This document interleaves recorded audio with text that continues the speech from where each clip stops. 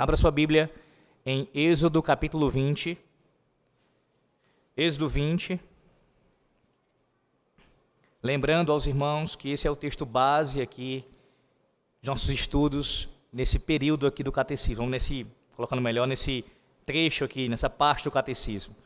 Estamos estudando já há algum tempo, há algumas semanas, na verdade há alguns meses, o Decálogo, os 10 mandamentos, e já há algum tempo no terceiro mandamento, sobre santificar o nome do Senhor nosso Deus. E temos visto também, há algum tempo, os pecados que são proibidos por este mandamento. Hoje nós veremos mais uma parte disso, mais um trecho que o catecismo trata. Então quero ler novamente o versículo 7 do capítulo 20 do Êxodo, que é o texto aqui que descreve o terceiro mandamento. Diz assim a palavra do Senhor nosso Deus: Não tomarás o nome do Senhor teu Deus em vão, porque o Senhor não terá por inocente o que tomar o seu nome em vão. Agora eu peço que você abra, se estiver com ele aí, o seu catecismo, o Catecismo Maior de Westminster, na pergunta 113, do nosso Catecismo Maior de Westminster. Se não estiver, peço que você acompanhe ouvindo a leitura. A pergunta 113, para situar os irmãos aqui, lembrar os que já conhecem e situar os que ainda não têm familiaridade com o assunto, ela fala sobre os pecados que são proibidos neste mandamento. Deixa eu também lembrar isso a você e familiarizar os que não são familiarizados com isso. Qual é a divisão, a estrutura do catecismo aqui? Bem brevemente, com relação aos 10 mandamentos. Você tem uma apresentação do mandamento, em seguida você tem um discorrer sobre os deveres que são exigidos pelo mandamento, aquilo que nós devemos fazer em relação ao mandamento, aquilo que ele exige de nós. Chamamos isso de aspectos positivos, ou aspecto positivo do mandamento, é aquilo que ele ordena que devemos fazer. Mas também tem os aspectos, ou o aspecto negativo do mandamento, aquilo que ele nos proíbe de fazer. Nós estamos estudando o aspecto negativo do mandamento, as suas proibições, o que o mandamento diz que nós não podemos, não devemos fazer. Pois bem, diz assim a pergunta 113, e aí veja, a resposta dela, observe aí, você sabe, ela é muito longa. Nós estamos vendo algumas partes, cada semana um trecho, uma parte. Hoje nós veremos a partir desse trecho aí, olha, observe, não sei se na sua tradução está assim, mas se não estiver, está semelhante. A má interpretação. Pode observar, a má interpretação, a má aplicação ou perversão da palavra de Deus. A gente vai pegar a partir daí e vai até práticas pecaminosas. Deixa eu fazer a leitura para não existir aquele descompasso, né? Escutem. Quais são os pecados proibidos no terceiro mandamento? Resposta: os pecados proibidos no terceiro mandamento são, a partir de a má interpretação, a má aplicação ou a perversão da palavra de Deus, ou de qualquer parte dela, para zombarias malignas, indagações curiosas e inúteis, vãs discordâncias ou defesa de falsas doutrinas. O abuso do mandamento, das criaturas ou de qualquer coisa sob o nome de Deus, para feitiços ou apetites sensuais e práticas pecaminosas. Até aqui. Primeiro veja, nessa parte aqui do catecismo, na sua resposta, nós temos sendo mencionado que é pecado interpretar erroneamente a palavra de Deus. Eu quero enfatizar bem isso aqui. O nosso catecismo, interpretando o terceiro mandamento, entende que um dos pecados proibidos por este mandamento é exatamente esse. Qual? Interpretar erroneamente a Bíblia. Isso é pecado. E aqui eu quero pontuar duas coisas sobre isso. Primeiro, que dizer o porquê que é pecado e porquê que é pecado ligado ou assim como quebra do terceiro mandamento. O que é pecado? Meus irmãos, é pecado interpretar a Bíblia erroneamente, não só porque isso tem a ver com a nossa finitude enquanto seres humanos, somos limitados em nossa constituição humana, mas veja, isso tem muito a ver com o fato de nós termos caído em pecado. Uma vez que o homem caiu, lá no Éden ainda, isso trouxe inúmeras consequências, dentre elas, as nossas mentes elas são obscurecidas ou entenebrecidas, isso aqui é uma linguagem bíblica. Nós não temos o discernimento claro e completo das coisas. E aqui, veja, mesmo alguém que já conhece a revelação divina, mesmo alguém que tem o Santo Espírito habitando em sua vida, a nossa interpretação ela ainda é passível de erros. Nós podemos e muitas vezes erramos. E o motivo para isso acontecer tem a ver com o fato da corrupção presente em nossos corações, bem como também com a escuridão em nossas mentes. Por isso nós interpretamos a Bíblia, por vezes, de uma maneira errada. E ora, e por que é pecado interpretar a Bíblia erroneamente? Uma questão muito básica de entender. Uma vez que a Bíblia é a revelação divina, Deus revelou a sua vontade para nós, o seu povo, nós temos que nos esforçar, nos esmerar para compreender essa vontade. Se eu, ao ler a Bíblia, interpreto de uma forma diferente daquilo que ela está dizendo, qual é a conclusão lógica disso? Eu chegarei ao entendimento de que Deus disse alguma coisa que na verdade Ele não disse. Em outras palavras, eu colocarei palavras na boca do Altíssimo. Se eu afirmar alguma coisa que a Bíblia não afirma, eu estou afirmando algo que Deus não disse. Isso é pecado. Ou então, pegando no extremo oposto, se eu deixar de considerar algo que Deus disse em sua palavra, acreditando que Deus não disse tal coisa, então eu estou retirando da boca do Senhor Deus aquilo que Ele de fato falou. Percebe por que é pecado, por que é um pecado grave interpretar a Bíblia erroneamente? Por quê? Porque tanto no acréscimo como no decréscimo, tanto no acrescentar alguma coisa, colocar alguma informação nova, bem como no retirar aquilo que Deus disse, nós pecamos contra Deus, fugindo assim a sua vontade. E aí eu quero chamar a sua atenção para isso. Perceba que uma vez que é um pecado, e é um pecado grave, está ligado ao terceiro mandamento. Deixa eu explicar logo essa questão que está ligada ao terceiro mandamento, né? Por que está ligado ao terceiro mandamento? Porque o terceiro mandamento, irmãos, que envolve a santificação do nome do Senhor nosso Deus, isso passa, como eu já expliquei outrora, não apenas com relação a usar o nome do Senhor, ou seus títulos, as suas obras, mas também aquilo que se refere à sua autorrevelação, a maneira pela qual Deus se revelou. Isso tem a ver com a sua criação, isso tem a ver com a sua palavra escrita. Então, se nós interpretamos erroneamente a Bíblia, nós estamos fazendo uma deturpação da autorrevelação divina. Aquilo que Ele pôs o seu nome, aquilo que está atrelado ao seu nome santo. Colocando de outra maneira, eu estou dizendo algo que Deus não disse, eu estou falando em seu nome aquilo que Deus não falou, bem como também retirando aquilo que Ele de fato falou. Então, o nome do Senhor Deus está intrinsecamente ligado à sua revelação. Interpretá-la erroneamente é usar o seu nome em vão, é não santificar o seu nome, como assim o terceiro mandamento prescreve para nós. E aqui, como eu disse, queria pontuar algo importante antes de avançar. Observe. Esse fato de ser um pecado interpretar a Bíblia erroneamente aponta para a necessidade, ou melhor, aponta para a grande seriedade que existe no trabalho de interpretar a Bíblia. Ele tem que ser feito de forma muito diligente, muito cuidadosa, e usando um termo que muita gente não gosta, mas que é um termo bíblico, inclusive, e também muito usado em teologia, precisamos ser precisos. Precisos em nossa interpretação. Deixa-me lembrar a você um dado histórico sobre isso, uma informação histórica sobre isso, importantíssima. Uma das disputas que ocorreu no período da Reforma Protestante foi exatamente sobre esse ponto da interpretação bíblica. Quem de fato tem autoridade para interpretar o texto sagrado? E a Igreja de Roma, naqueles dias, como de fato é até hoje, defende que isso compete somente ao magistério da Igreja. E não apenas isso. Eles não somente defendem que o magistério tem a interpretação como a interpretação deles é infalível, de tal maneira que se você discorda do que a igreja de Roma diz, você está pecando contra Deus.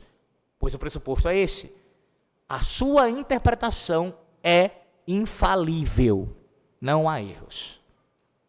Sendo assim, mesmo quando o Papa, quando o magistério da igreja afirma algo que você observa pela palavra de Deus, que há uma discrepância nessa afirmação e no que o texto diz, que não há coerência, ainda assim, segundo os papistas, você deve ficar com o que o magistério diz, mesmo que a sua consciência, mesmo que a luz que está na sua mente quanto àquele entendimento não que contradite o que eles estão dizendo. Você fica com a interpretação infalível deles. Os papistas, eles para desabonar os protestantes naquele período, e ainda hoje esse ataque é corriqueiro, dizem o seguinte: Lutero e outros reformadores defenderam a livre interpretação das Sagradas Escrituras. Veja como o ataque ele é maligno, e ele é um ataque que é uma falácia do espantalho. Ataca-se aquilo que de fato nós não defendemos. Nós, protestantes, não defendemos a livre interpretação das Sagradas Escrituras. O que nós defendemos é o livre exame da palavra de Deus. Ou seja, todo crente, uma vez que ele tem o Espírito Santo em sua vida, ele pode e deve examinar o que diz a palavra de Deus. Pastor, qual é a diferença, qual é a distinção entre livre exame, um pressuposto da reforma protestante, e livre interpretação? Ora, a diferença é brutal. Livre exame tem a ver, e eu vou citar um texto bíblico para você ter uma ideia clara disso, como, por exemplo, aconteceu lá em Bereia. Aqueles foram conhecidos por examinar o que o texto estava, ou melhor dizendo, a pregação de Paulo à luz do texto sagrado.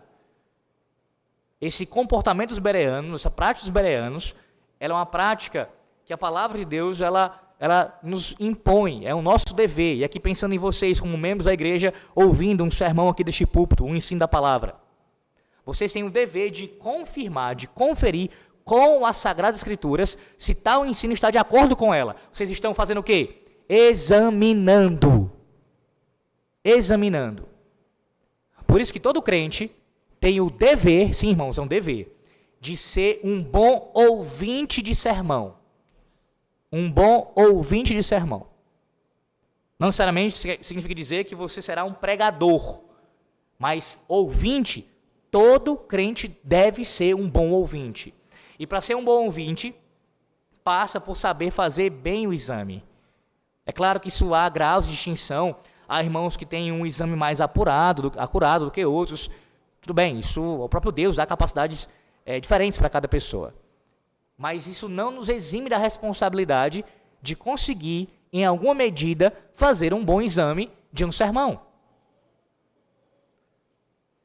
Você não pode, de forma alguma, ouvir um sermão de um pastor fiel que expõe o texto bíblico, um pastor presbiteriano, reformado, ou até que não seja essa tradição, mas que exponha fielmente o texto, e dizer que ele é igual ao sermão de um indivíduo que é reconhecidamente um herege. Como a gente às vezes escuta, se depara com esses comentários em redes sociais, né? O fulano que gosta da exposição do reverendo Augusto Nicodemos e ao mesmo tempo gosta do Edir Macedo como pregador. Como é que é isso, irmãos? Claro que esse é um tipo de exemplo mais absurdo para você pensar. Mas mesmo em exemplos menos absurdos, ainda acontece algumas discrepâncias que são inadmissíveis. Se você é um bom ouvinte, você não pode comparar sermões tão distintos como se fossem semelhantes em sua fidelidade ao texto sagrado. Pastor, como é que eu posso me tornar um bom examinador de sermões? Quanto mais você escuta bons sermões, mais o seu ouvido é treinado a isso. Você precisa treinar o seu ouvido. O treinamento, irmãos, passa por algumas coisas. Eu já citei isso, não sei se foi numa pregação, não me lembro agora, mas deixe-me citar novamente, vou citar com um pouco mais de detalhes. Eu já me envolvi em algumas discussões, alguns debates, em grupos de pastores, sobre essa questão do tempo de sermão. Quanto deve ser o tempo de um sermão? E alguns pastores defendem, mesmo pastores que são até de uma linha mais reformada, que o sermão não pode passar de 30, 40 minutos, que a igreja se dispersa quanto a isso. Você não sabe qual é a minha posição sobre esse assunto, espero um dia ainda poder aprofundá-la com mais riqueza na igreja. Eu não entendo dessa maneira, eu não entendo que exista um tempo específico para isso. O princípio é que o texto seja exposto fielmente e leve o tempo que for necessário. É claro que isso envolve bom senso, prudência, tem alguns aspectos também presentes quanto a isso, que norteiam essa exposição. Mas limitar o tempo como se fosse a Bíblia dizendo tem que ser... Não, isso não existe, irmãos. Isso não existe. Na verdade, você vai encontrar registros de sermões longos na Bíblia. Pensa na exposição de Esdras, que começava da alva ao meio-dia. Eram 6 horas de exposição, pelo menos, lá em Neemias capítulo 8. Ou então pense no sermão do apóstolo Paulo, que ele pregou, chegou à meia-noite e o homem caiu lá, o Eutico, jovem, da janela, adormeceu e caiu. Um sermão longo. Você percebe, você observa isso à luz da palavra de Deus, que os sermões eles eram longos, tinham um tempo considerável dado a eles. Estou citando isso porque faz parte do treinamento da igreja ouvir sermões, pressupondo que são sermões fiéis. Sermões fiéis longos.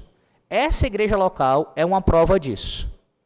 Há muitos anos, os irmãos escutam sermões longos, de tal forma que eu já ouvi, às vezes isso acontece, vem um outro pastor pregar aqui, e veja, nenhum problema, pelo contrário, eu estou convidando o púlpito para esse irmão, e como eu estou dizendo também, não necessariamente o tempo do sermão vai dizer o seu grau de fidelidade, mas já aconteceu de um irmão pregar aqui, um pastor pregar aqui, menos tempo do que vocês são acostumados a ouvir, e um outro irmão perguntar para mim, comentar a respeito, sentindo que faltou alguma coisa. Não necessariamente os irmãos estavam criticando, dizendo que o pastor foi infiel, não isso. Mas os irmãos aqui já estão tão habituados a sermões longos, que quando não é um sermão longo, acham que faltou alguma coisa. Por quê? Vocês estão sendo treinados. Os ouvidos já estão habituados a ouvirem sermões longos. Longos. Esse é um exemplo no treinamento. Um exemplo. Mas principalmente eu enfatizo isso, sermões que sejam fiéis ao texto bíblico. É inadmissível. Uma igreja vai considerar inadmissível, colocando melhor, passar 5, 10 sessões que realmente fluem do texto sagrado e de repente chegar um pastor para pregar nessa igreja e não fazer o mesmo. Os irmãos terão sido o quê? Treinados.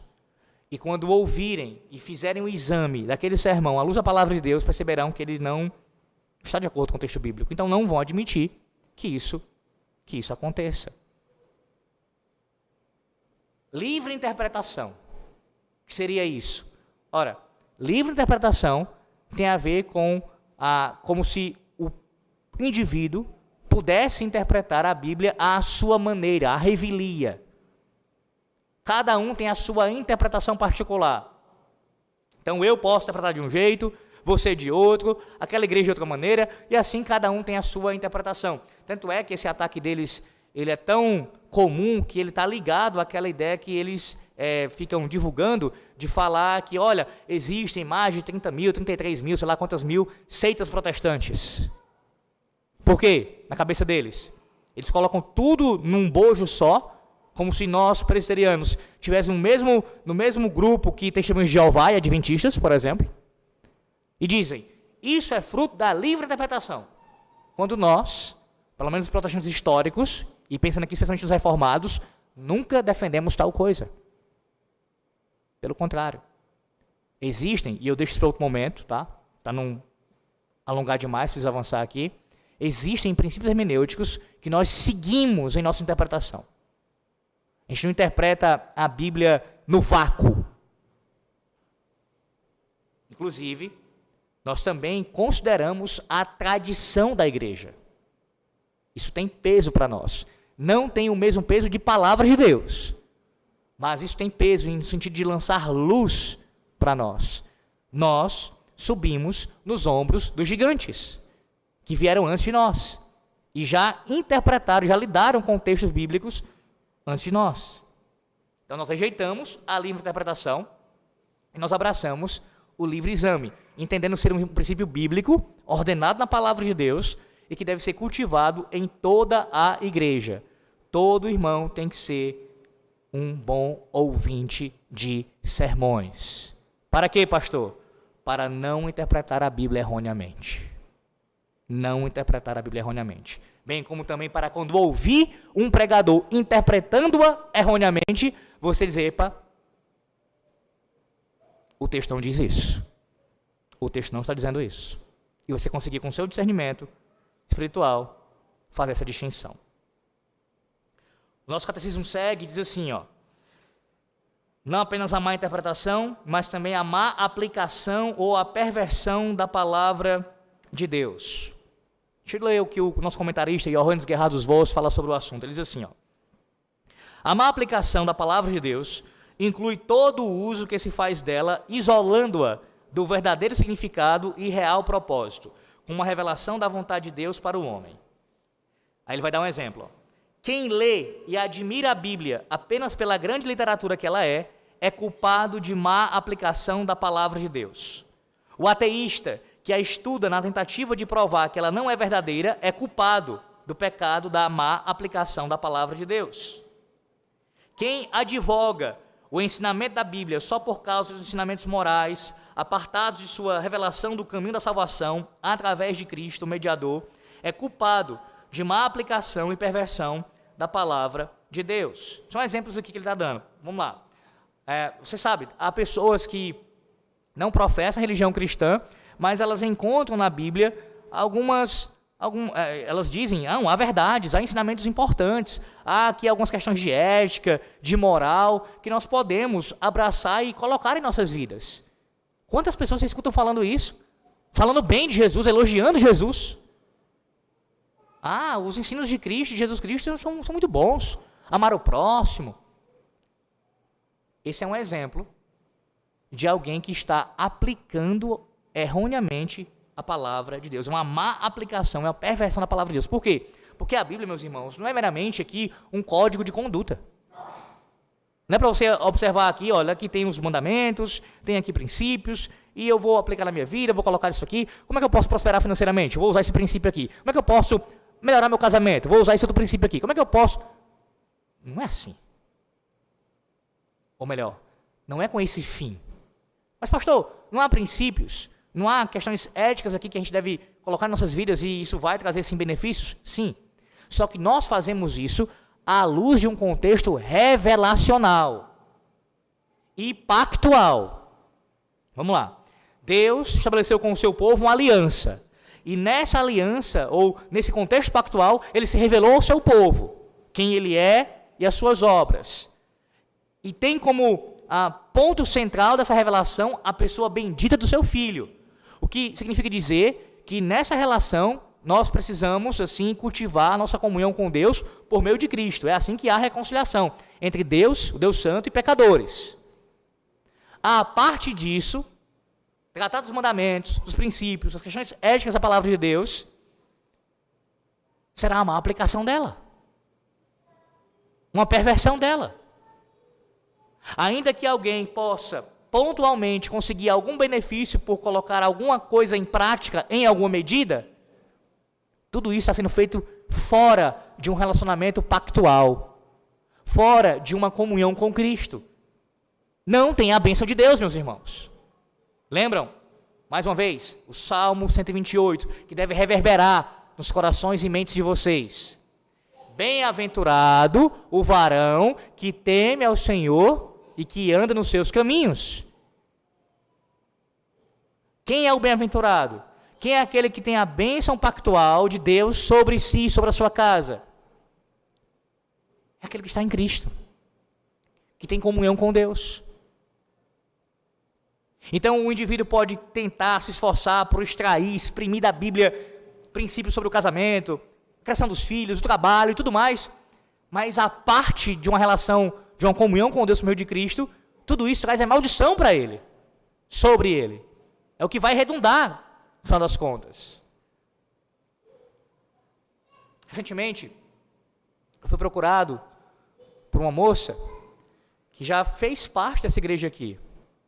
E eu vou falar isso para os irmãos se atentarem para a gravidade do que é alguém com um entendimento equivocado, ou nesse caso, colocando o termo correto, entenebrecido, a mente ainda obscurecida, sem o evangelho da graça em sua vida. Mas que ilustra muito bem o que eu estou querendo ensinar aqui para vocês.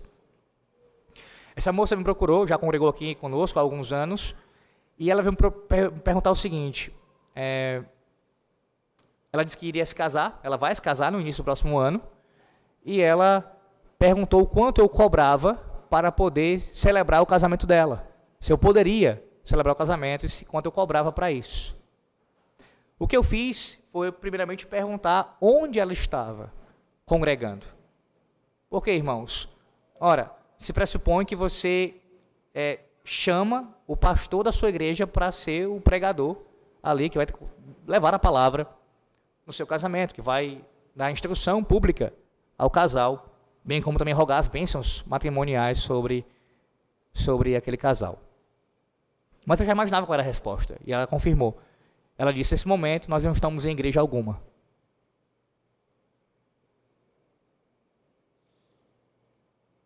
Não estão congregando, não fazem parte de uma igreja, mas querem casar num contexto eclesiástico, que um ministro do evangelho pregue a palavra e rogue bênçãos do pacto sobre eles. Qual é o sentido disso, meus irmãos? É exatamente a demonstração de alguém que não quer compromisso, não quer relacionamento, não quer comunhão com o Deus Altíssimo por meio de Cristo, mas quer as suas bênçãos.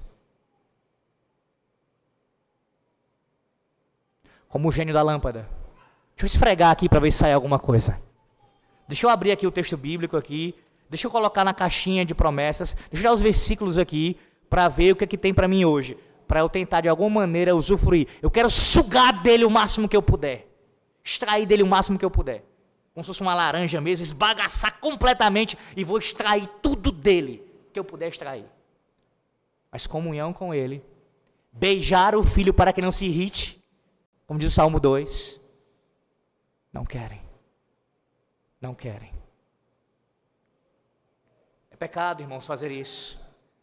Nós não podemos ler a Bíblia, a palavra de Deus, de uma maneira que, ou, sendo mais claro, a parte dessa comunhão pactual com o nosso Deus, com o propósito de exaltar o seu nome, glorificar o seu nome, conhecer mais a sua revelação, conhecer mais sobre ele, sobre quem ele é, sobre as suas obras, e assim crescer na graça e no conhecimento do Senhor Deus. Para ficar clara, a minha resposta quanto a esse caso é muito óbvia, né, irmãos? Eu disse a ela que eu não cobraria jamais com relação a isso, se fosse o caso. Tenho inúmeras ressalvas para poder pregar num casamento de alguém que fosse de outra igreja. Talvez uma situação em que o pastor daquele casal está impossibilitado de pregar. Talvez seria uma situação que eu pudesse substituí-lo. Mas, via de regra, eu não faria isso. Mesmo sendo um casal de uma outra igreja, via de regra, eu não fazia isso. Repito. E não cobraria, é claro. Mas, nesse caso, eu não poderia aceitar o convite dela. Por quê? Eu expliquei o motivo. Vocês, quando se unirem, eu disse para ela, de fato, com relação à questão civil, estarão se casando. Mas pedir que um ministro leve a palavra de Deus para vocês nesse momento, não faz sentido algum. Uma vez que, quando eu falar, eu falarei nos termos de o marido ser como Cristo e a esposa como a igreja. Aí eu perguntei a ela no áudio, como é que eu poderei fazer isso para duas pessoas que não estão em comunhão com Cristo e com a sua igreja? Eu não posso fazer isso. O que eu faria seria evangelizá-los. Em outras palavras, eu não posso usar uma fala de contexto pactual para alguém que não está em aliança com Deus. E segundo motivo, eu não posso orar ao final, rogando as bênçãos do pacto sobre vocês, se vocês não estão em aliança com Deus. Então, por esse motivo, eu não poderei participar. Falei isso para ela. Continuando, aqui, veja a perversão da palavra, ele segue. Nossos pais dizem, ou de qualquer parte dela, para zombarias malignas, indagações curiosas e inúteis.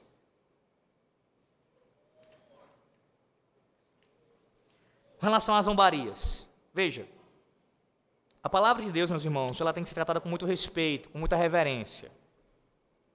A mesma citação da palavra de Deus, citação de versículos, citação de contextos bíblicos, doutrinas, teologia, isso tem que ser falado com reverência, com temor, com respeito. É claro que, e alguns vão dizer isso, né? A Bíblia, ela contém humor. E aí, veja, quanto melhor ouvinte você se torna de sermões, quanto mais você consegue examinar melhor essa questão, mais fica fácil de identificar isso no texto bíblico. Uma leitura superficial da Bíblia, você não vai conseguir perceber isso. Há mais de um tipo de gênero literário aqui presente. O texto é riquíssimo, irmãos. E muitas vezes há expressões que apenas no original vai ficar com mais clareza ali, digo, com relação à maneira como o autor colocou aquelas palavras. Então, sim, há ironias, há passagens bíblicas que vão ter um tom mais de humor mesmo. Isso está presente no texto bíblico. Contudo, isso não nos dá espaço, permissão alguma, para nós tratarmos a revelação bíblica de uma maneira desrespeitosa. Colocando assim, uma coisa é eu entender um texto bíblico, e aqui pensando na figura do pregador. O pregador está expondo o texto, e no momento em que contém uma ironia presente no texto, ele expõe essa ironia, e ser o mais fiel possível, mostrando de fato a ironia, e passar isso para a igreja, essa ideia. A igreja perceber isso, e até mesmo a igreja sorrir, porque não pode virar balbúrdia, obviamente, o culto, né? Todo mundo quer gargalhada e o culto se perder, não é esse o ponto. Mas você sorrir durante o sermão, assim como chorar durante o sermão, isso não é pecado, óbvio que não. À medida que você entende o texto e você vai se relacionando com o texto, com a própria fala do Senhor Deus, ouvindo o Senhor Deus e assim respondendo ao Senhor Deus. Então, é legítimo fazer isso. Ou na sua leitura mesmo, você leu o texto e entendeu, de fato, de forma legítima, é fiel ao texto, seu entendimento ali, a sua interpretação não está errada, está correta, de que você leu ali uma ironia e você sorriu. Você riu com isso. Sabe, não há problema com isso, nenhum. Outra coisa é existir gente, como teve um tempo que isso ficou muito divulgado no Brasil, eu me lembro, há uns 8, 9 anos, pelo menos, talvez até antes disso, mas na minha lembrança, nesse período de 8, 9 anos atrás, eu tinha Facebook à época, e eu lembro muito de ver recomendações de comediantes gospels, evangélicos, fazendo piadas com passagens bíblicas e outras coisas do tipo, com coisas da igreja. Ainda tem alguns que são famosos por isso, em canais de YouTube por isso. Os caras vivem fazendo essas coisas. Eles fazem, ou seja, uma ensinação bíblica com relação a isso, sejam aqueles que são mais depravados, que zombam da ceia do Senhor, como tem aí canais que fazem isso, ou mesmo aqueles outros que não fazem dessa maneira, mas que também usam de expediente humorístico que não é reverente, que não está de acordo com a palavra de Deus. Pastor, seja mais claro, seja mais específico. Ora, não é legítimo, não é algo que está de acordo com o terceiro mandamento, nós usarmos o nome santo do Senhor Deus numa piada, fazendo uma piada com o nome de Deus. Isso não é legítimo. A maneira, irmãos, a maneira, a forma, o uso do nome do Senhor Deus tem que ser sempre com temor no coração. Com temor no coração. É impressionante como as pessoas brincam com o nome do Senhor Deus de uma forma assim tão com consciência cauterizada praticamente, sem nenhum tipo de receio de usar o nome do Senhor Deus, usando o seu nome em piadas, em brincadeiras. Usar a revelação divina, a palavra de Deus, bem como seus nomes, num contexto de uma situação de ridículo, fazendo brincadeira, é pecado. É pecado. Ainda sobre as indagações curiosas e inúteis, vãs discórdias, deixe-me ler agora o comentário de Johannes Gerhard dos Vos. Escute com atenção, ele vai explicar isso aqui de forma muito clara, muito detalhada. Ele vai dizer assim, ó: nos dias de Cristo e dos apóstolos, os judeus e outros eram culpados exatamente nessas práticas, como evidenciam as advertências do apóstolo Paulo nas suas epístolas a Timóteo e a Tito. Alguns tipos de uso errado da palavra de Deus são mencionados. Aí ele vai citar fábulas, genealogias sem fim, loquacidade frívola, mania por questões e contendas de palavras, altercações sem fim, por homens cuja mente é pervertida, falatórios inúteis e profanos, as falsamente denominadas contradições do saber, discussões insensatas, debates sobre a lei. Aí ele vai dizer assim, ó: todos esses tipos de mau uso da Escritura podem ser resumidos a seguir. Primeiro, com relação a fábulas, ele vai dizer assim, ó: disputas sobre questões cuja natureza do caso não podem ser determinadas com certeza. Disputas sobre questões cuja natureza do caso não podem ser determinadas com certeza. Sim, irmãos, como eu já pontuei isso aqui inúmeras vezes, há coisas que a palavra de Deus ela não nos diz, Deus não se revelou, não revelou aquilo na sua palavra. Nós não temos como asseverar tal coisa.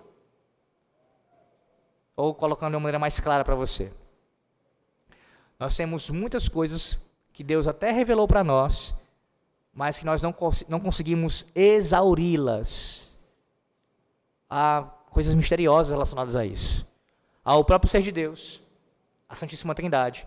É uma revelação que Ele fez de si mesmo, mas existem limitações quanto a isso.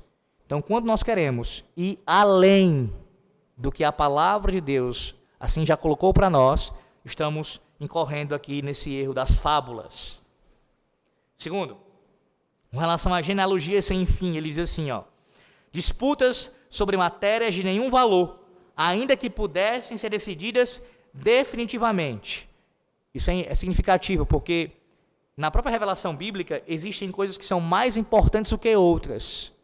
E por vezes, pessoas se perdem no estudo da palavra de Deus em coisas que são menos importantes em comparação a outras. E algumas que não vão trazer praticamente nenhuma, pouca questão prática para a sua vida. Elas estão mais preocupadas com os debates, com o que vai ficar no campo das ideias, na teoria. Isso, aquilo, outro. Mas não desce para a prática da sua vida. Terceiro, sobre loquacidade frívola, mania por questões e contendas de palavra. Ele diz assim, ó: a mera argumentação verbal que trata apenas das palavras e não das realidades que elas deveriam representar. Lembre-se disso. As palavras, elas têm um sentido e elas representam algo. Precisamos ir para além delas, para além dos termos. A gente precisa aprofundar o seu significado e ver o que de fato o ensino quer nos passar, quer nos transmitir. Então, pensando em questões teológicas aqui, mais do que eu conseguir gravar termos teológicos que são mais complicados ou menos usuais pelas pessoas comuns, mais importante do que isso, muito mais importante do que isso, é eu conhecer de fato o que aquele termo ensina, no caso, o seu conteúdo. E ter intimidade com aquela doutrina, conhecê-la bem e, claro, vivê-la, experimentá-la em minha vida. Irmãos, há muitas pessoas que elas conhecem textos bíblicos de cabeça, versículos de cabeça decorados, termos, nomenclaturas teológicas, nomes de teólogos, mas a profundidade que elas possuem de tais coisas é de um pires. Você escuta um indivíduo falando, rapaz, ele cita tantos autores de cabeça, ele cita tanta gente, são apenas concha de retalhos. Não há profundidade, não há uma unidade de pensamento, de fato, sistemática, que é enraizada na palavra de Deus e que tem um conteúdo sólido. É superficial. E em dias de rede social, quem tem esse tipo de capacidade de conseguir se expressar bem, de falar com alguma facilidade e citar muitas coisas de cabeça, até mesmo datas, passa-se por sábio, por grande conhecedor de um assunto. Mas não é profundo. não é profundo. Essa é uma das diferenças entre, de fato, pessoas que são voltadas para o estudo profundo da teologia e aqueles que não são. E aqui deixa-me fazer uma distinção, inclusive, entre ministério e academia. O pastor de uma igreja, ele tem o dever de conhecer todas as áreas da teologia, ainda que cada pastor vai ter uma veia maior, um melhor preparo em uma área da teologia. Isso é inevitável. Nós temos dons diferentes, distintos. Então, alguns têm inclinação maior para uma profundidade maior na teologia bíblica, exegética, outros na questão dogmática, histórica e assim por diante. Então, há distinções. Mas, de maneira geral, ele tem que ter um bom conhecimento teológico. E não apenas teológico, também conhecer outras áreas, para que ele possa, pelo menos, conversar a respeito. Já alguém que é voltado para ser um erudito, que vai servir à academia, como um teólogo mesmo, um erudito, vai produzir academicamente, ele precisa se especializar numa área e ser profundo numa área. Tanto é que, por vezes, você vai encontrar eruditos que conhecem muito numa área, mas noutra eles são bem pouco conhecedores. É claro que em alguma medida ele vai conhecer, mas ele não vai ter, não dá para comparar o conhecimento que ele tem naquela área com alguma outra área da teologia. Por quê? Porque ele se dedicou anos àquela área. Seja a uma língua original, juntamente com o testamento ali, ligado a ela, enfim. Então você tem mesmo no campo, eu quero pontuar isso, mesmo entre aqueles que são voltados para o estudo teológico, essas distinções. Pastores que têm um conhecimento mais geral e eruditos teólogos que têm um conhecimento mais especializado, específico ali. E a academia exige isso. Especificar um assunto e aprofundar ele. Enquanto o ministério exige que você tenha um conhecimento geral dos assuntos. Pois bem, há pessoas que elas se vendem como se fossem eruditas, como se fossem altamente conhecedoras de teologia, mas elas não têm nem mesmo esse conhecimento geral que é requerido, por exemplo, de um pastor. E somente pelo fato de estar de trás de uma tela de computador, no copia e cola ali, pegando algum autor, jogando ali e fazendo textos rápidos ali, pontuais, ele se passa como se fosse alguém conhecedor de teologia. Irmãos, eu vou dar um exemplo de um outro pastor para vocês terem uma ideia disso. Pelo menos uma ideia do que eu estou querendo dizer. Existe uma grande diferença entre pessoas que fazem isso no seu dia a dia, lidam com teologia dessa forma, leigos querendo se passar por eruditos, com relação a uma diferença entre eles e aqueles que de fato são homens voltados para a teologia. Certamente, se não todos, a maioria já ouviu aqui o reverendo Heber Júnior pregando e ensinando. Eu tive a oportunidade de ter um módulo do mestrado com ele agora em setembro. Eu já tinha ouvido ele pregando, eu já tinha ouvido ele ensinando, eu já tinha ouvido ele palestrando. E tanto em contexto de culto, como em contexto de conferência teológica, como em contexto de aula, escola bíblica, sempre muito profundo, muito bom os sermões dele, os seus ensinos com relação à conferência, a palestras. Mas, irmãos, é outra realidade de nível no mestrado. O conhecimento, o quão vasto ele tem de conhecimento acadêmico, de você ficar de boca aberta mesmo. A Deus seja a glória por isso, é claro. Na área dele, que é teologia histórica. É impressionante. Quando você está lidando com alguém que de fato é um teólogo, que estuda e vive para aquilo, que tem profundidade. Aí eu pergunto, vocês veem homens como esse, sendo apenas o reverendo Heber Júnior aqui como exemplo, debatendo na internet o tempo todo? Vocês veem ele fazendo isso? Pega na rede social dele e ir lá o tempo todo discutindo aqui, não sei quantas horas com pessoas. Ele faz isso. Não, sabe por quê? Porque ele está ocupado. Ele hoje planta uma igreja interior de São Paulo, está pregando o evangelho, tem esposa, 3 filhos, é professor de seminário, professor de mestrado. Ele tem o que fazer. Porque pastores fiéis têm o que fazer, irmãos. Eu bato muito nessa tecla, sabe por quê? Porque eu ainda vejo em nossos dias, até pessoas próximas a mim, ainda caindo nessa esparrela, dando ouvidos para leigos ensinando na internet. Gente que não tem formação teológica formal, não tem. Não tem. Não que seja imprescindível isso, alguém pode muito bem ter um conhecimento teológico sem ter a formação, seminário e tudo mais. Mas digo, a pessoa não tem nada, ela não tem absolutamente nada para poder passar. Nada, vazia de conteúdo. E as pessoas ouvindo. Não é autoridade eclesiástica para poder ensinar, e as pessoas ouvindo e dando espaço para esse tipo de coisa. Quarto, as falsamente denominadas contradições do saber. Controvérsias que têm a ver meramente com conceitos de filosofia humana e não com as verdades reveladas na palavra de Deus. E quinto, debates sobre a lei, disputas sobre as interpretações judaicas tradicionais da lei do Velho Testamento e seus acréscimos a ela. Todas essas formas de abuso da palavra de Deus têm a sua contrapartida nos dias presentes. O verdadeiro servo de Deus deve ter o cuidado de evitá-las todas, como também o de impedi-las de ocorrer na igreja e procurar eliminá-las se e quando ocorrerem. Às vezes acontece isso. Aqui, graças a Deus, já superamos isso. Já aconteceu há pouco tempo. Hoje eu não observo isso acontecendo dessa maneira na igreja local. E tomara a Deus que isso não aconteça novamente. Se acontecer, será combatido.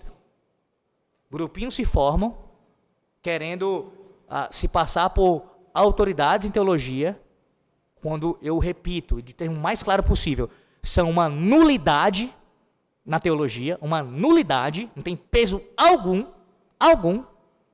e querem influenciar a igreja ou parte da igreja com seus ensinos. Vocês têm o dever, como membros dessa igreja local, de eliminar isso da vida de vocês. Não permita que isso aconteça. Claro que isso passa pelo conselho, em primeiro lugar, pelos oficiais da igreja, mas os irmãos também têm essa responsabilidade. Começar a ver alguém querendo dar uma de mestre no meio da igreja, ensinar os outros. Veja, pastor, é uma linha tênue, a gente não vai poder se aconselhar e se ajudar? Claro que vai. Você sabe do que eu estou falando. Eu não estou falando de alguém que está lhe ajudando no aconselhamento bíblico, lhe dando suporte, ajuda espiritual. Nós temos que fazer isso uns com os outros. Eu estou falando de quando um indivíduo, ele se levanta no meio da igreja, ainda que não publicamente, mas em bastidores, e ele se passa como se fosse um mestre. Ele quer ensinar, e muitas vezes até contradizer o ensino do púlpito e da confissão da igreja nos bastidores. Tal indivíduo tem que ser calado, como de fato já o foi. Continuando.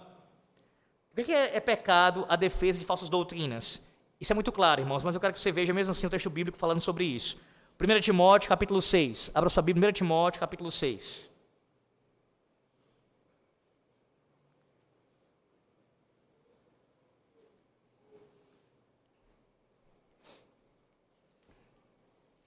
Eu peço que você leia do versículo 3 ao versículo 5. 1 Timóteo 6, do 3 ao 5. Pode ler. Se alguém ensina outra doutrina e não concorda com as santas palavras de nosso Senhor Jesus Cristo, e com o ensino segundo a piedade, é enfatuado, nada entende, mas tem mania com questões e contendas de palavras, de que nascem inveja, provocação, difamações, suspeitas malignas, alterações sem fim, por homens cuja mente é pervertida e privados da verdade, supondo que a piedade é fonte de lucro. E agora Tito 3, versículos 10 e 11. Tito 3, versículos 10 e 11, por favor.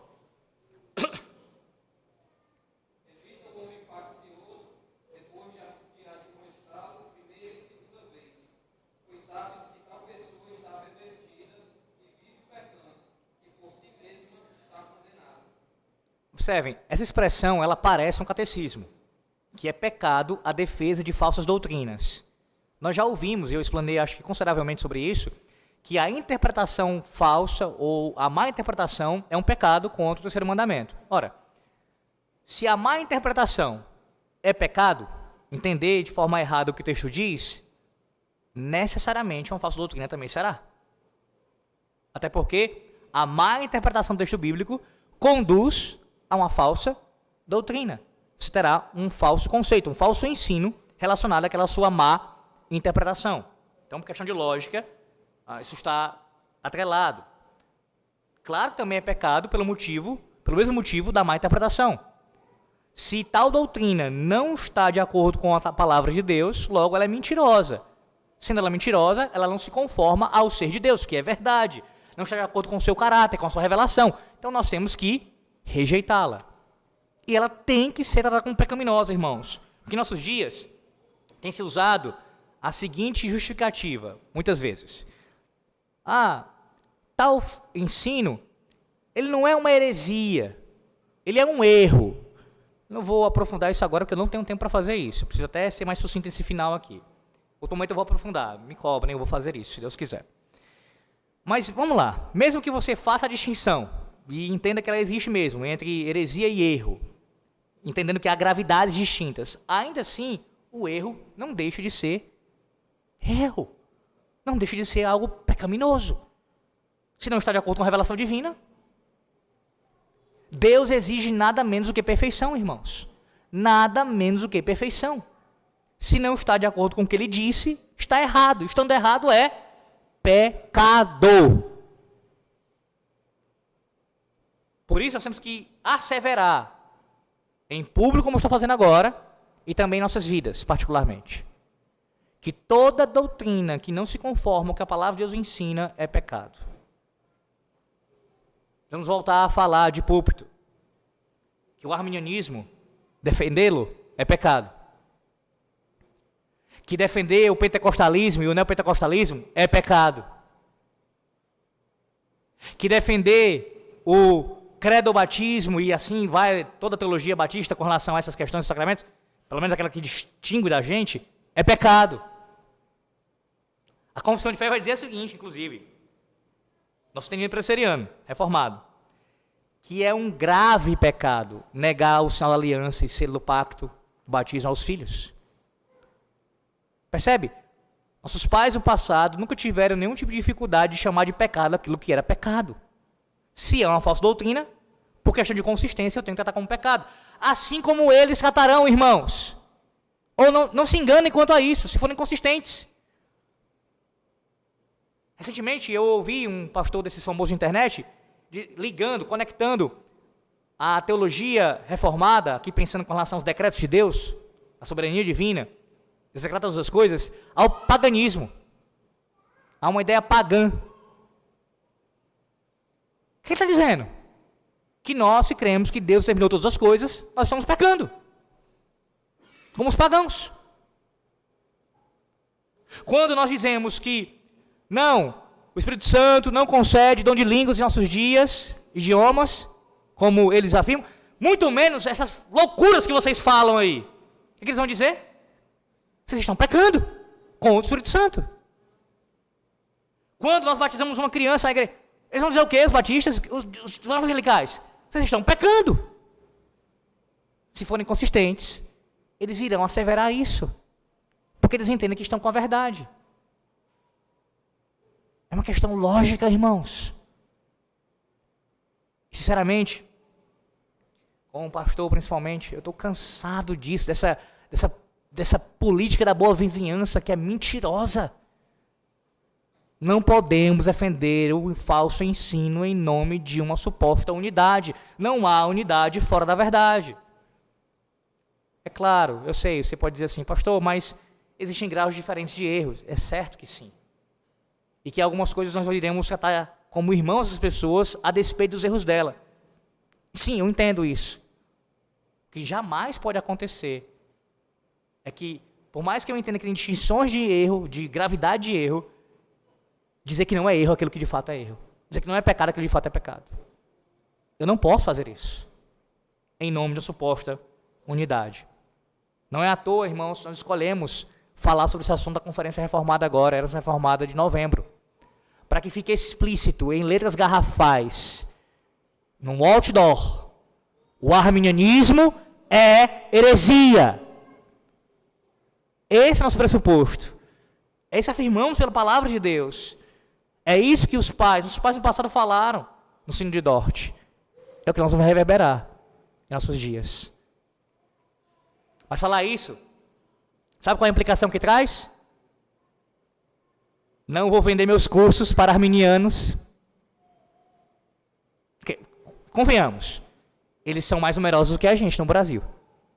Tem mais arminiano, tem mais pentecostal, tem mais evangelical. Então, se eu ficar me pronunciando publicamente, dizendo que o que eles defendem são erros grotescos, heresias que eles estão defendendo, pecado, quem vai me chamar para palestrar na igreja deles?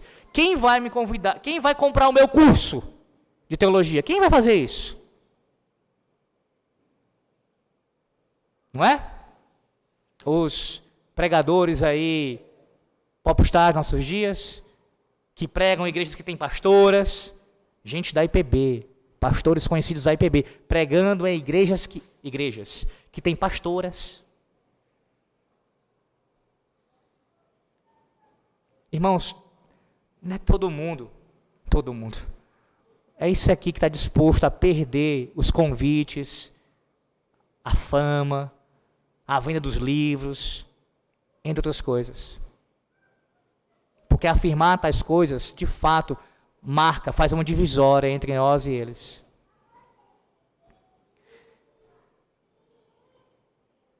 E aí, deixa eu concluir aqui. Feitiços, observe aí, feitiços. Vãs discórdias ou defesa das doutrinas, o abuso do mandamento das criaturas ou de qualquer coisa sob o nome de Deus para feitiços ou apetites sensuais e práticas pecaminosas. Aqui o catecismo está falando com relação a usar o nome do Senhor Deus em vão, quanto à adivinhação, a consulta aos mortos, pelos médiuns, o uso de artefatos que tragam algum tipo de boa sorte. Tudo isso é condenado na palavra de Deus. A palavra de Deus condena isso. Nós não podemos usar essas coisas, e isso é quebra também do terceiro mandamento. Por quê? Estamos usando da revelação divina e da própria criação de Deus de uma forma a abusar dela, que Deus não deu isso como um propósito. Exemplo, uma coisa é o que é Deus revelar o futuro na sua palavra. Há profecias bíblicas aqui e a gente deve conhecê-las. Outra coisa é eu tentar consultar o que vai acontecer no futuro por um meio que Deus não ordenou. Na verdade, que Ele terminantemente proibiu na sua palavra. Quem é que sabe o futuro? Só quem sabe o futuro é o Senhor, nosso Deus. Então, quando eu vou querer saber o que vai acontecer no futuro, usando este meio, a consulta aos mortos, por exemplo, ou então, enfim, nesse caso aos demônios, eu estou atribuindo algo a alguém, àquele médium, àquela força sobrenatural, que só compete a Deus. Só Deus pode dizer o que vai acontecer. Só Deus diz o que vai acontecer.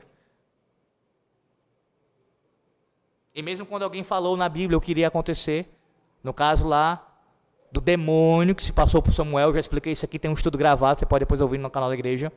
O demônio se passou por Samuel ali, ele só fez aquilo por concessão divina. Porque o diabo, por si só, não tem condições de saber o que vai acontecer amanhã. Por si só, no sentido preciso do termo. Saber exatamente o que vai acontecer. Só Deus sabe o que vai acontecer em todo o seu ínterim. E eu concluo, irmãos, na última parte que diz assim, desse trecho de hoje. Para feitiços ou apetites sensuais e práticas pecaminosas. Como assim? Isso é muito importante. A falsa doutrina, o falso ensino, ele está ligado, muitas vezes ele está ligado a uma prática libidinosa, uma prática sensual, uma prática imoral. Não é à toa que muitas vezes, tanto no Antigo Testamento como no Novo Testamento, você percebe falsos mestres, falsos profetas envolvidos em práticas imorais. Você acha que isso é à toa? Questão básica, primeiro motivo. Uma vez que tal indivíduo não confessa e não vive essa doutrina, ele tem uma abertura na sua vida para poder ter uma vida imoral. Então é uma questão também lógica pensar assim. Mas também porque muitas vezes o próprio falso ensino dele garante a ele aquela libertinagem. Deixa-me citar um exemplo bíblico disso. Vai lá para Apocalipse, capítulo 2. Apocalipse 2. Quero que você veja aí, primeiro versículo 6, observe. Só um parênteses aqui. Há muitos anos, isso foi em 2015, 10 anos. 2015, a época, a Igreja Presbiteriana de Jardim América, que eu congreguei, fiz parte lá, fui membro, estava plantando uma igreja em Itapajé. E o pastor Denô, que era presbítero dessa igreja à época, ele era responsável por esse trabalho. E eu ia uma vez por mês lá pregar. E ele ia a maioria dos meses lá. E o pastor Amilson, que os irmãos sabem, faleceu recentemente, era nosso pastor, e uma vez por mês também. E eu me lembro que eu tive a oportunidade de fazer uma exposição sequenciada nessas 7 cartas aqui. Desde então, nunca mais preguei nelas, e eu espero um dia poder pregar. Então, é um desejo do meu coração poder pregar essas 7 cartas novamente aqui, que nós temos o início de Apocalipse 2 e 3 aqui. Então, veja, Apocalipse 2, versículo 6, diz assim, ó. Tens, contudo, a teu favor que odeias as obras dos nicolaítas, as quais eu também odeio. Só o contexto rapidamente aqui. Nesse momento, o Senhor Jesus Cristo está falando, exortando aqui, nesse caso, advertindo a igreja de Éfeso com relação a deixar o primeiro amor, mas essa igreja é elogiada por Cristo com relação a essa doutrina. É uma igreja apegada a essa doutrina que, de fato, estava sendo uma defensora da verdade. E ele vai dizer, uma das demonstrações dessa defesa rigorosa da doutrina, é a oposição que eles faziam a esses nicolaítas, às obras deles. Agora vamos lá para o versículo 14. Versículo 14 até o versículo 16. Veja aí, ó. Falando agora à igreja de Pérgamo. Tenho, todavia, contra ti algumas coisas, pois que tens aí os que sustentam a doutrina de Balaão, o qual ensinava a Balaque a armar ciladas diante dos filhos de Israel para comerem coisas sacrificadas aos ídolos e praticarem a prostituição. Outros sim, também tu tens os que da mesma forma sustentam a doutrina dos nicolaítas. Aí ele vai chamar o arrependimento. Portanto, arrepende-te, senão venha a ti sem demora, e contra eles pelejarei com a espada da minha boca. E agora o versículo 20 até o versículo 23. Agora a igreja de Tiatira. Tenho, porém, contra ti o tolerares que essa mulher, Jezabel, que a si mesma se declara profetiza, não somente ensine, mas ainda seduza os meus servos a praticarem a prostituição e a comerem coisas sacrificadas aos ídolos. Dê-lhe tempo para que se arrependesse. Ela, todavia, não quer arrepender-se da sua prostituição. Eis que a próstata, ele vai falar aqui o juízo sobre ela, nos versículos 22 e 23, o juízo que ele vai dar sobre aquela falsa profetisa. Veja, falso ensino atrelado à prática da prostituição, à prática da imoralidade sexual. O falso ensino desses nicolaítas aqui é aquilo que os teólogos posteriormente chamaram, deram nome, e ainda é conhecido nos nossos dias assim, como antinomismo ou antinomianismo. No passado, especialmente no século XVII, houve uma grande controvérsia sobre esse assunto, irmãos, entre os teólogos sobre isso, com relação ao antinomismo. Basicamente, aqueles que são acusados de antinomistas em nossos dias são aqueles que defendem uma visão deturpada da lei de Deus. Estou sendo bem simples aqui na minha forma de explicar. Tem que ter um estudo só sobre esse assunto ainda. Vamos lá. Normalmente quem fala isso é quem afirma que não existe uma continuidade do decálogo na nova aliança. O decálogo, os 10 mandamentos, é algo que é somente para a antiga aliança. Enquanto nós acreditamos, como reformados que somos, que o decálogo ele perpassa as alianças, as administrações do pacto, e ele, como sendo uma lei de caráter moral, de natureza moral, permanece para a igreja em nossos dias. Pois bem, o antinomista, e aí por que antinomista ou antinomiano? A ideia é essa mesmo, anti, a ideia de contra, e a palavra nomos, no grego. Nomos significa lei, no grego. Então é aquele que é contra a lei. Ele tem uma visão da lei que é deturpada, seja afirmando, como eu disse, a continuidade dos 10 mandamentos, ou no mínimo vendo ali um grau de continuidade menor, ou até de aplicação menor desses mandamentos. Então a visão sobre a lei, ela acaba sendo uma visão aquém do que de fato a lei é. Ela tem menos peso para o antinomista, o que vai dar margem, meus irmãos, à prática da libertinagem, sem a lei de Deus regendo o povo da aliança. Percebe como o falso ensino está atrelado a isso? O falso ensino atrelado à prática da imoralidade aqui de forma direta. Quando a pessoa começa a enxergar, vamos pegar casos mais graves, nossos dias. Homens que defendem o que em nossos dias? Não é pecado um homem viver com outra mulher sem se casar formalmente. Se ele ama essa mulher, eles bastam se unir, já estarão casados. O que norteia esse pensamento dele? Uma visão antinomista. Porque ele vai dizer que o 7º mandamento, não adulterarás, não tem nada a ver com isso. Não regula aqui essa questão de pureza sexual nesse sentido tão estrito que vocês entendem, reformados. Não. O princípio é do amor. havendo amor entre homem e mulher, eles podem se juntar e assim se casarão, sem ser algo formal. Aí alguns vão mais, vão além, vão usar isso com relação a 2 homens e 2 mulheres. Eles são antinomistas. Eles negam a lei do Senhor, nosso Deus, e dizem estar debaixo de outra lei. Veja quão curioso é isso. Da lei de Cristo. Fazendo oposição entre a lei de Cristo e a lei de Deus, sendo que a luz da palavra de Deus é a mesma lei. A mesma lei.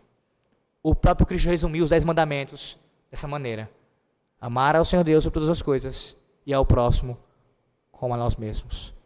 O amor, de fato, é o cumprimento da lei, mas a lei, aquele que de fato ama a Deus e ama ao seu próximo, cumpre a lei. Ainda que imperfeitamente, é claro, no nosso caso, como pecadores que somos. Então, irmãos, para vocês não ficarem estupefatos, claro que a gente vai lamentar quando isso acontecer, isso é triste. Mas não é para causar uma surpresa, uma coisa assim absurda em nossas mentes, quando você vê um escândalo de um falso profeta envolvido com mulheres ou até mesmo com homens. Na questão sexual mesmo, moral. Por que não é estranho, à luz da palavra de Deus? Porque o falso profeta, via de regra, ele está atrelado a essas práticas. Seja ensinando sobre isso, seja muitas vezes também executando, praticando isso. Vidas imorais. Falso ensino correlacionado a práticas sensuais. Pastor, o que eles querem dizer com isso? É que eu concluo de fato. Apetites sensuais, que é isso? Sensual. Veja, a ideia bíblica de sensualidade é a ideia de alguém que é movido, que é dominado pelos seus sentidos, pelas suas afeições. Elas estão distorcidas pela palavra de Deus, não estão com a palavra de Deus, são distorcidas, e o indivíduo ele é conduzido por elas, como um escravo delas. Como eu já apontei outras vezes, é como um animal que é movido meramente pelo instinto. Um animal, quando ele sente atração por outro, no caso está num período ali do seu cio, ele vai e corre e faz na frente de todo mundo, onde tiver ele faz aquilo. Não está nem vendo, ele não tem pudor, não há vergonha, não há nenhum tipo de defesa, de vou esperar, não. Ele vai correr, o macho atrás da fêmea, e vai ter ali a sua relação. Alguém que é movido pelo apetite sensual é dessa maneira. Ele é escravo disso, de tal forma que ele age conduzido por isso. Falso mestre é alguém que é caracterizado por essa prática. Vamos falar por aqui. Na próxima quarta-feira. Próxima quarta-feira eu não vou estar aqui, se Deus quiser estarei viajando, mas quando eu retornar, assim darei continuidade, ainda vendo também os pecados proibidos, terceiro mandamento, a palavra do nosso Deus.